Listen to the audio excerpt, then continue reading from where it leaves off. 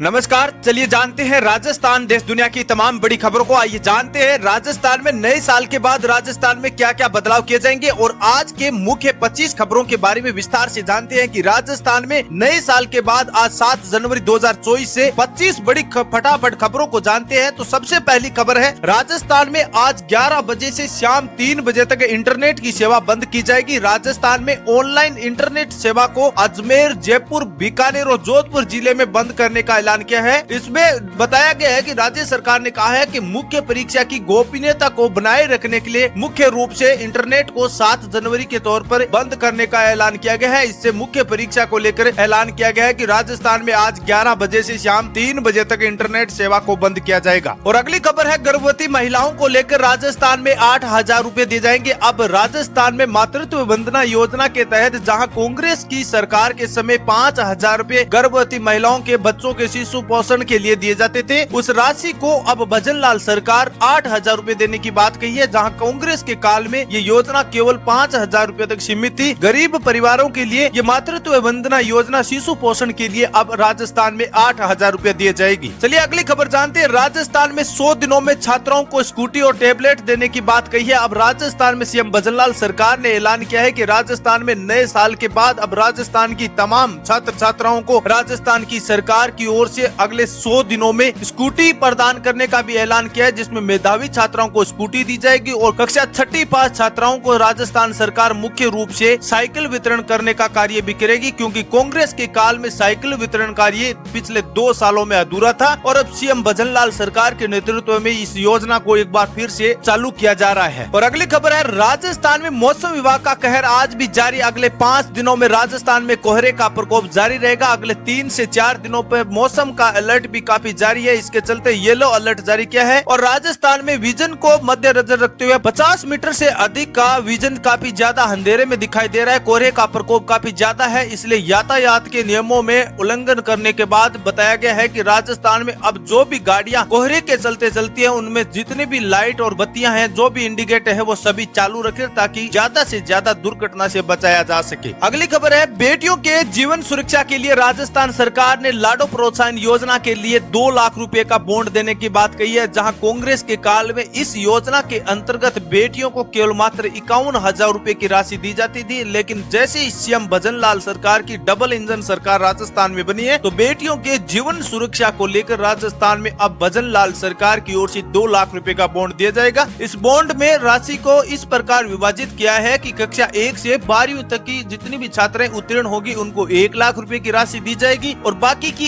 1 लाख रुपया राशि बालिका की शादी के समय वितरण की जाएगी। और राजस्थान में अगली खबर है, कांग्रेस की स्मार्टफोन योजना बंद कर दी गई है। इसकी जगह राजस्थान में महिलाओं को राजस्थान की भजन लाल सरकार की ओर से 3,000 रूपए की राशि दी जाएगी। साथ में साइकिल वितरण का कार्य दिया जाएगा। अब स्मार्टफोन योजना को राजस्थान में पूरी तरह से बंद किया जाएगा। इसका असर शिक्षा के स्तर पर काफी कमजोर पड़ता है, इसलिए स्मार्टफोन योजना को बंद करना डबल इंजन सरकार का एक अच्छा नेतृत्व है। और अब राजस्थान की सभी महिलाओं को 3,000 रूपए दिए जाएंगे और छात्र छात्राओं को स्कूटी और टैबलेट जैसी सुविधा प्रदान करना उचित समझा जा रहा है। अगली खबर है, राजस्थान में इंदिरा रसोई योजना को पूरी तरह से राजस्थान में बंद नहीं किया जाएगा। इस योजना में राजस्थान सरकार 15 जनवरी के बाद अपडेट करने वाली है। अब राजस्थान की इंदिरा रसोई योजना का नाम बदलकर अन्नपूर्णा रसोई कर दिया है और इसमें उचित भोजन की व्यवस्था की जाएगी, लेकिन संख्या में बढ़ोतरी नहीं किया, केवल घटाव करके 100 थालियां सुबह और 100 थालियां शाम को देने की बात कही है। उचित और अच्छा भोजन देना राजस्थान भजन लाल सरकार का उद्देश्य रखा गया। इसमें नेतृत्व किया गया है कि अन्नपूर्णा रसोई में किसी भी प्रकार की मिलावट ना हो, जिससे बीमारियां ज्यादा बढ़े। और अगली खबर है, राजस्थान के 30 करोड़ युवाओं को दिए जाएंगे हर महीने 1,000 रूपए का भरण पोषण भत्ता। राजस्थान सरकार का ऐलान है कि राजस्थान के जितने भी श्रमिक कार्ड युवा साथी है, उनको 1,000 रूपए का हर महीने भरण पोषण भत्ता दिया जाए, जिससे आर्थिक सुरक्षा में कुछ प्रकार की सहायता मिले और राजस्थान के युवाओं के पास जितने भी आर्थिक रूप से जो खर्चे होते हैं, उनमें 1,000 रूपए का भरण पोषण भत्ता काफी काम भी करेगा। और अगली खबर है, राजस्थान में एलपीजी सिलेंडर को लेकर केवाईसी के तौर पर सरकार ने किया 22 जनवरी तक का ऐलान। अब राजस्थान का प्रत्येक एलपीजी गैस सिलेंडर धारक गरीब परिवार 22 जनवरी से पहले अपना